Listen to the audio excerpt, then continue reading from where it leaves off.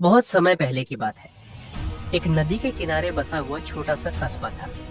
चारों तरफ कच्चे रास्ते, मिट्टी के घर और बीच में एक पुराना बरगद का पेड़। इसी कस्बे के आखिरी छोर पर एक टूटी फूटी झोपड़ी में रहता था रवि। उम्र सिर्फ 16 साल, लेकिन आंखों में बचपन नहीं, जिम्मेदारियों की थकान थी।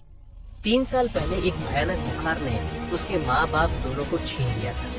पहले पिता गए, फिर माँ, और रवि अकेला रह गया। शुरू शुरू में कुछ लोगों ने सहानुभूति दिखाई, लेकिन धीरे धीरे सब दूर हो गए। लोग कहते थे, इसके घर में बीमारी है, पास मत जाओ।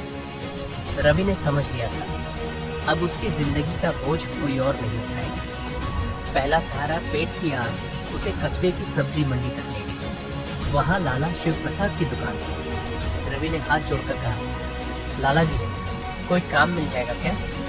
लाला ने ऊपर नीचे देखा और बोला, ठीक है, सुबह दुकान खोलना, सब्जी ढोना और शाम को सफाई, पैसे कम मिलेंगे। रवि ने बिना सोचे हाँ कर दी। शुरू में सब ठीक था, लेकिन जैसे जैसे दिन बीतते गए, काम बढ़ता गया और सम्मान घटता गया। जरा सी गलती पर गालियां और हर नुकसान का इल्जाम रवि पर। एक दिन मंडी में तराजू टूट गया। लाला ने चिल्ला कर कहा, यही लड़का चोर है, इसी ने तोड़ा है।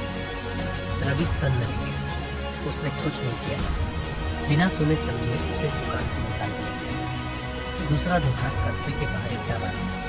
वहां रवि को बर्तन धोने का काम मिल गया।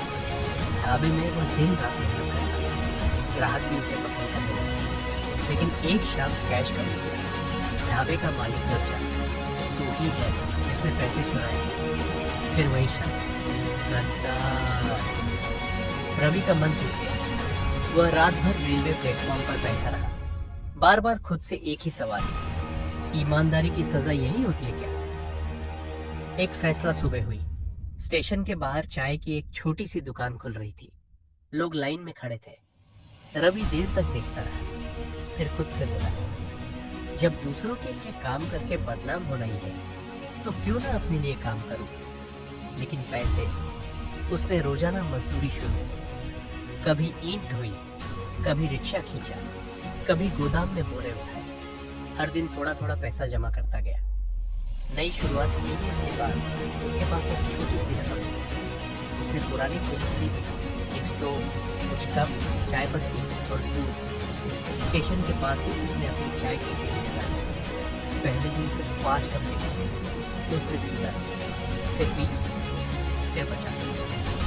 लोग कहते हैं, इस लड़की की चाय में मेहनत की खुशबू है। असली जीत एक दिन वही ढाबे का मालिक हुआ। रवि को पहचान कर चुप रह गया। रवि मुस्कुराया, क्योंकि अब उसे किसी से जवाब नहीं मांगना। उसने अपने मन में कहा, आज कोई मुझे हथियार नहीं कर सकता, क्योंकि आज मैं अपना मालिक हूँ। बरगद के पेड़ की तरह धीरे धीरे रवि की जिंदगी भी मजबूत हो रही थी। सीख, जब दुनिया बार बार तुम्हें गिराने की कोशिश करे, तब समझ लेना, अब वक्त है अपनी राह खुद बनाने।